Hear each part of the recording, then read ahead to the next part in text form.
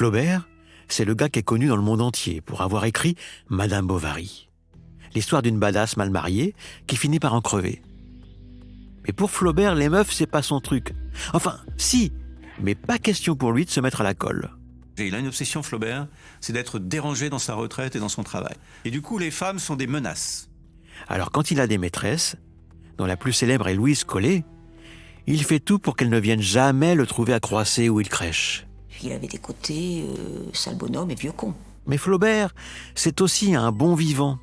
Un type qui aime la bonne chair, les copains et les blagues à 2 balles. Plus les jeux de mots sont mauvais, plus ça le fait rire, quoi. Et c'est parfois un peu affligeant. Oui. Ces blagues un peu pourries, il les réserve à ses potos. Ses chers amis, qu'il voit souvent le week-end, à Croisset ou à Paris. Flaubert met l'amitié. C'est une valeur pour lui quasiment à l'antique, qui est bien supérieure à l'amour, bien sûr. Il met l'amitié au-dessus de l'amour. Ils sont une petite bande. Louis Bouillet d'abord. Ils ont été au même collège. Les frangins Goncourt, Edmond et Jules, et Mimile Zola. Et bientôt, l'intrépide Guy de Maupassant. Alors Guy de Maupassant, c'était le fils de la sœur de son ami le Poitevin, Laure.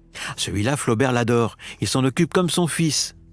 Il l'engueule, il le pousse à écrire plus et à moins courir les filles. Et il faut bien l'avouer, ça finit par payer. Maupassant se déchire, grave, et finit par pondre un truc bien. Boule de suif. Je pense qu'il a pu penser que la relève était assurée. Flaubert adore. Il lui dit que c'est un chef-d'œuvre. Avant de mourir brutalement le 8 mai 1880, chez lui, à Croisset. Depuis, Flaubert est devenu ce qu'il est. Un maître, connu dans le monde entier. Pour moi, romancier, Flaubert, c'est le patron, c'est le boss. Forcé ou non, tout le monde a lu Gustave Flaubert. Et si jamais vous ne l'avez pas fait, alors le mieux est de commencer par un cœur simple.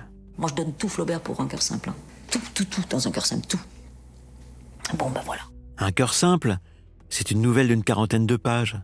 C'est tout court, c'est déclassé, ça fait tirer les larmes. Et vous brillerez en société. Je dirais pas que c'est ce qu'il a écrit de plus beau, mais c'est là que dans la forme, il est vraiment au sommet de son génie. Alors qu'est-ce qu'on dit ?